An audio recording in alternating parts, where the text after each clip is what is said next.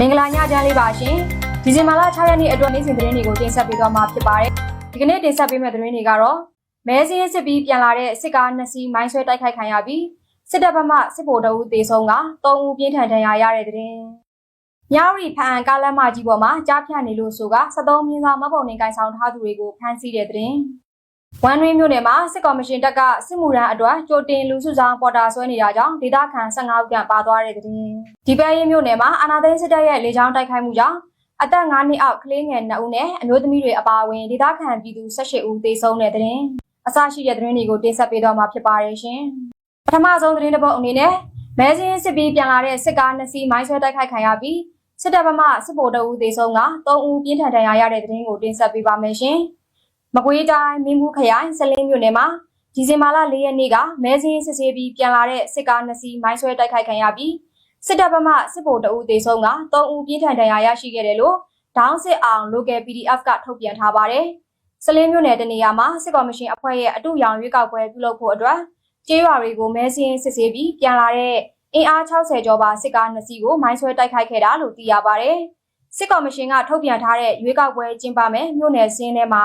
ပထမတော့စလင်းမြို့နယ်ကမပါဘူးဒါပေမဲ့ခုကျရွေးကောက်ပွဲလုပ်မှလို့ကြားတယ်စစ်တပ်ဖွဲ့ဝင်တွေအုပ်ကြီးတွေဌာနဆိုင်ရာဝန်ထမ်းတွေကရွေးကောက်ပွဲလုပ်ဖို့ပြင်ဆင်နေကြတယ်လို့ဒေသခံတဦးကပြောပါတယ်အဆိုပါတိုက်ခိုက်မှုကိုဒေါင်းစစ်အောင် local PDF ကလှုပ်ဆောင်ခဲ့တာဖြစ်ပြီးတေဆုံးသွားတဲ့ဗိုလ်တပ်ဦးရဲ့နာရေးကိုလိုက်ပါပို့ဆောင်တဲ့သူမရှိဘူးလို့သိရပြီးပြင်းထန်ထိခိုက်ဒဏ်ရာရတဲ့တပ်သား3ဦးမှာစေကူတာမှုခံယူနေရတယ်လို့ဖရဲသီးထံမှသတင်းရရှိထားတယ်လို့ဆိုပါတယ်စစ်ကော်မရှင်ရဲ့ရွေးကောက်ပွဲကဟန်ပြပါပဲ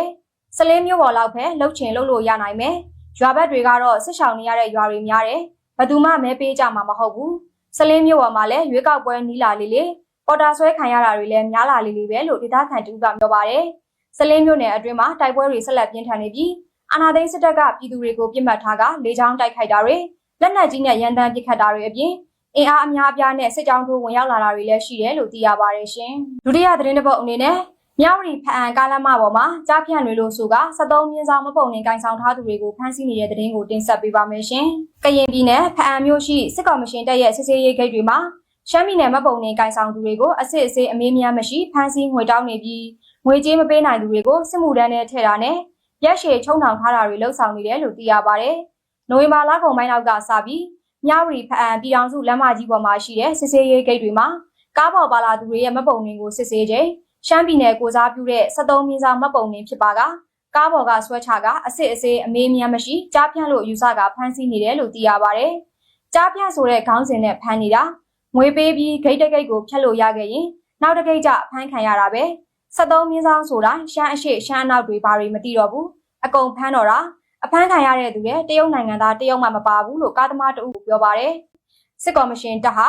မြောက်ရီမျိုးကအွန်လိုင်းကြားဖြန့်လုပ်ငန်းလုပ်ကိုင်တဲ့နေရာတွေကိုနေကြားဆောင်တပ် BGF နဲ့ဝင်ရောက်စီးနင်းပြီးနောက်ပိုင်းမြောက်ရီဘက်ကနေပြန်လာကြတဲ့ရှမ်းမတ်ပုံနဲ့73မြင်းဆောင်ကိုင်ဆောင်သူတွေကိုကြားဖြန့်လို့တတ်မှတ်ခါခုလိုစစ်ဆေးမှုတွေတင်းတင်းကြပ်ကြပ်လှုပ်ဆောင်နေရလို့သိရပါတယ်ရှင်။ထူးခြားတဲ့သတင်းတွေကိုနေ့စဉ်တင်ဆက်ပေးမှာမို့